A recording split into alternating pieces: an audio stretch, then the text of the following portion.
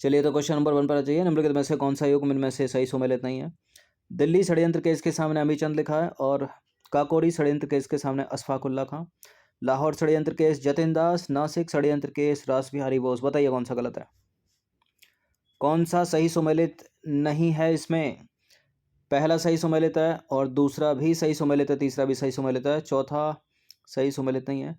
रास बिहारी बोस का संबंध दिल्ली षड्यंत्र केस से है, तो रास बिहारी बोस का संबंध है दिल्ली षड्यंत्र केस से और वे गिरफ्तारी से बचने के लिए जापान चले गए थे। उनका संबंध नासिक षड्यंत्र केस से नहीं था। बाकी सारे सही सुमेलित हैं। नंबर 2 पर आ जाइए। लाहौर षड्यंत्र केस में निम्नलिखित में से किस क्रांतिकारी को फांसी की सजा नहीं हुई थी?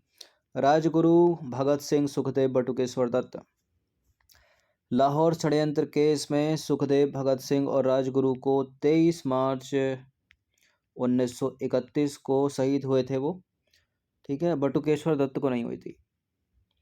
तो लाहौर षड्यंत्र केस के अंतर्गत गवर्नर जनरल द्वारा गठित विशेष ट्रिब्यूनल ने अक्टूबर 1930 में भगत सिंह, राजगुरु और सुखदेव को मौत की सज़ा सुनाई और 23 मार्च 1931 को इन्हें फांसी दी गई, जबकि बटुकेश्वर दत्त को काला पानी की सज़ा देकर सेल्यूलर जेल में भेज दिया गया, अंडमान की। क्वेश्चन नंबर 3 पर आ जाइए। निम्नलिखित में से कौन सा एक कथन सही सुमेलित नहीं है? हावड़ा षड्यंत्र प्रकरण 1910, विक्टोरिया षड्यंत्र प्रकरण 1914, लाहौर षड्यंत्र प्रकरण 1916 और 1930, काकोरी षड्यंत्र प्रकरण। एग्जैक्ट डेट के साथ याद रखिएगा, 9 अगस्त 1925 की डेट है। गलत है डी। तो काकोरी षड्यंत्र प्रकरण या काकोरी कांड 9 अगस्त 1925 को क्रांतिकारी रामप्रसाद बिस्मिल के नेतृत्व में, ठीक है, ट्रेन डकैती को कहते हैं। और लाहौर का प्रथम षड्यंत्र मुकदमा गदर आंदोलन के बाद 1916 में तथा दूसरा षड्यंत्र मुकदमा भगत सिंह आदि के मामले में 1930 में हुआ था, ठीक है। क्वेश्चन नंबर 4 पर आ जाइए। नीचे दिए गए मुकदमों को उनके तिथि के अनुसार व्यवस्थित करना है। लाहौर मुकदमा, काकोरी मुकदमा, मेरठ मुकदमा और कानपुर मुकदमा। बताइए कौन सा सही है इसमें? और कूट हैं कुछ इस प्रकार कि 1-3-2-4, 2-4-3-1 और 1-4-2-3 और 1-4-3-2। बताइए सबसे पहले लाहौर मुकदमा आएगा या काकोरी मुकदमा आएगा? काकोरी मुकदमा 1925 काकोरी कांड, ठीक है। फिर मेरठ मुकदमा, उसके बाद कानपुर मुकदमा। सबसे पहला कौन सा और सबसे नया कौन सा? बताइए। 1 से स्टार्ट होने वाले 3 स्टेटमेंट है, लेकिन सही उत्तर क्या होगा इसका? सी, ठीक है। पहला और उसके बाद चौथा, दूसरा और तीसरा। यानी लाहौर का प्रथम षड्यंत्र मुकदमा गदर आंदोलन के बाद 1916 में, दूसरा षड्यंत्र मुकदमा भगत सिंह आदि के मामले में 1930 में, फिर कानपुर षड्यंत्र मुकदमा 1924 में, काकोरी षड्यंत्र 1925 और मेरठ षड्यंत्र मुकदमा 1929, ठीक है। लाहौर प्रथम षड्यंत्र केस के संदर्भ में जो है सी सही हो जाएगा पर, यानी सबसे पहले लाहौर मुकदमा, ठीक है, जो पहला हुआ था 1916 में। उसके बाद चौथा हो जाएगा कानपुर मुकदमा जो हुआ था 1924 में, फिर 1925 और फिर 1930। मेरठ षड्यंत्र यानी तीसरा सबसे लास्ट में, ठीक है, 1929 में। क्वेश्चन नंबर 5 पर आ जाइए। निम्नलिखित में से किसने प्रसिद्ध चटगांव शस्त्रागार धावा आयोजित किया था? किसने किया था? सूर्यसेन या बटुकेश्वर दत्त? देखिए JM सेन गुप्ता तो है नहीं, लक्ष्मी सहगल भी नहीं है, इसका उत्तर है सूर्यसेन। देखिए चटगांव शस्त्रागार धावे को मास्टर दा के नाम से प्रसिद्ध सूर्यसेन ने आयोजित किया था। क्वेश्चन नंबर 6 पर आ जाइए। जेल में भूख हड़ताल के कारण किस स्वतंत्रता सेनानी की मृत्यु हो गई थी? जेल में भूख हड़ताल के कारण जतिन दास की मृत्यु हो गई थी।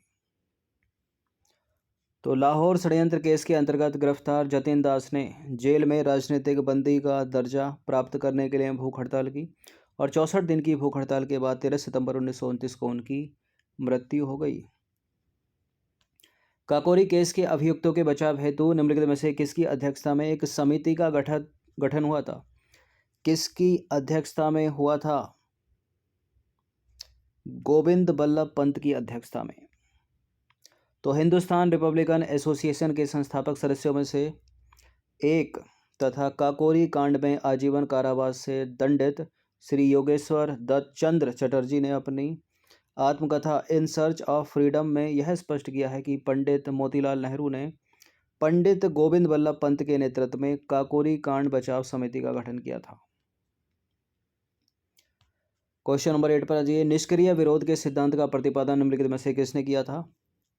निष्क्रिय विरोध के सिद्धांत का प्रतिपादन किया था इनमें से किसने? अरविंद घोष ने। तो निष्क्रिय विरोध के सिद्धांत का प्रतिपादन अरविंद घोष ने अपनी पुस्तक वंदे मातरम में किया था। नंबर 9 है, सरकार के विरोध में असेंबली में बम फेंकने के समय भगत सिंह की उम्र क्या थी? 21 साल थी, 21 साल से कुछ ज़्यादा थी, 25 साल से कुछ ज़्यादा या 25 साल थी? 25 साल से तो कम थी, तो दोनों स्टेटमेंट एलिमिनेट हो जाएंगे। 21 साल से थोड़ा अधिक। तो भगत सिंह भारत के एक प्रमुख स्वतंत्रता सेनानी क्रांतिकारी थे। उनका जन्म हुआ था 1907 में। भगत सिंह और बटुकेश्वर दत्त ने 8 अप्रैल 1929 को सेंट्रल लेजिस्लेटिव असेंबली में बम फेंका था और इस प्रकार केंद्रीय विधानसभा में यानी लेजिस्लेटिव असेंबली में बम फेंकने के समय उनकी जो आयु थी वो 21 वर्ष से कुछ अधिक थी। 10वां प्रश्न है, निम्नलिखित में से किसने सचिंद्र सान्याल द्वारा स्थापित हिंदुस्तान रिपब्लिकन एसोसिएशन का नाम बदलकर हिंदुस्तान सोशलिस्ट रिपब्लिकन एसोसिएशन कर दिया था? इंपॉर्टेंट है प्रश्न। किसने किया था? रास बिहारी बोस या चंद्रशेखर आजाद? देखिए, भगत सिंह तो नहीं है इसका आंसर, बटुकेश्वर दत्त भी नहीं है, रास बिहारी बोस भी नहीं है, चंद्रशेखर आजाद है।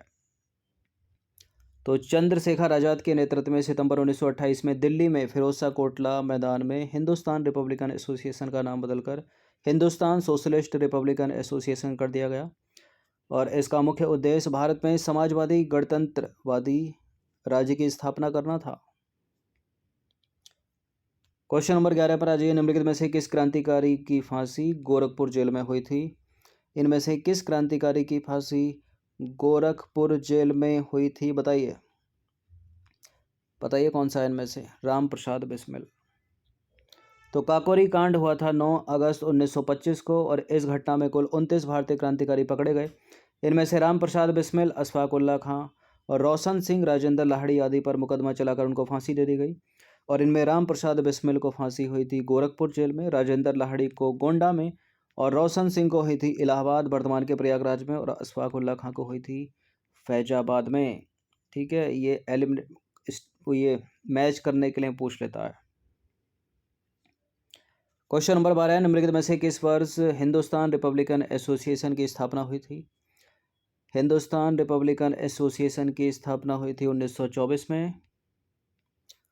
तो देश में उचित ढंग से क्रांतिकारी आंदोलन का संचालन करने के उद्देश्य से अक्टूबर 1924 में युवा क्रांतिकारियों ने कानपुर में एक सम्मेलन बुलाया तथा हिंदुस्तान रिपब्लिकन एसोसिएशन नामक क्रांतिकारी संगठन की स्थापना की और इसके संस्थापकों में सचिंद्र सान्याल, राम प्रसाद बिस्मिल, योगेश चंद्र चटर्जी और चंद्रशेखर आजाद आदि शामिल थे।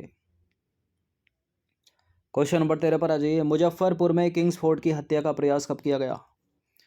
मुजफ्फरपुर में किंग्सफोर्ड की हत्या का प्रयास किया गया वर्ष 1908 में। ऑप्शन नंबर ए ही है इसका आंसर। तो 30 अप्रैल 1908 को बिहार के मुजफ्फरपुर में खुदीराम बोस और प्रफुल्ल चाकी ने किंग्सफोर्ड पर बम फेंका, लेकिन बम किंग्सफोर्ड पर नहीं गिरा, वो तो बच गए और दुर्भाग्य से राष्ट्रीय आंदोलन से हमदर्दी रखने वाले मिस्टर प्रेगल कैनेडी की पत्नी और उनकी पुत्री मारी गई। ठीक है, प्रफुल्ल चंद्र चाकी ने तो पुलिस से बचने के लिए आत्महत्या कर ली, लेकिन खुदीराम बोस को गिरफ्तार करके फांसी दे दी गई। नंबर 14 पर आ जाइए। निम्नलिखित में से किसने बड़ी बुद्धिमानी के साथ अलीपुर षड्यंत्र मामले में अरविंद घोष का बचाव किया था? किसने किया था अलीपुर षड्यंत्र मामले में अरविंद घोष का बचाव? चितरंजन दास या तेज बहादुर सप्रू? बताइए। WC बनर्जी तो है नहीं, मोतीलाल नेहरू भी नहीं है, पहला ही है।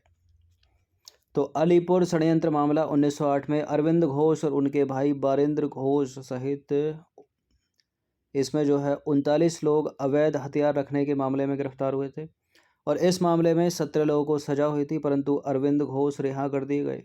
इस मामले में अरविंद घोष का बचाव किया था चितरंजन दास ने। तो इसलिए जो करेक्ट आंसर हो जाएगा इसका वो है option number A. Question number 15 पर आ जाइए। निम्नलिखित में से कौन हिंदुस्तान रिपब्लिकन एसोसिएशन का सदस्य नहीं था?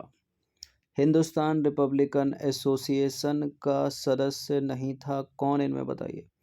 भगत सिंह, चंद्रशेखर आज़ाद, शिव वर्मा या राम प्रसाद बिस्मिल।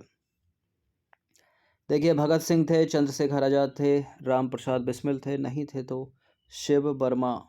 तो शिव वर्मा हिंदुस्तान रिपब्लिकन एसोसिएशन के सदस्य नहीं थे। बाद में यह इसके परवर्ती संगठन हिंदुस्तान सोशलिस्ट रिपब्लिकन एसोसिएशन से जुड़े थे। तो ये मॉडर्न हिस्ट्री के 15 प्रश्न थे, इनकी प्रैक्टिस एक बार कर लीजिएगा। धन्यवाद। और इस टेस्ट सीरीज़ की प्लेलिस्ट का लिंक आपको डिस्क्रिप्शन बॉक्स में मिल जाएगा, वहाँ पर आप टेस्ट नंबर 1 से लेकर इस टेस्ट तक पहुँच सकते हो।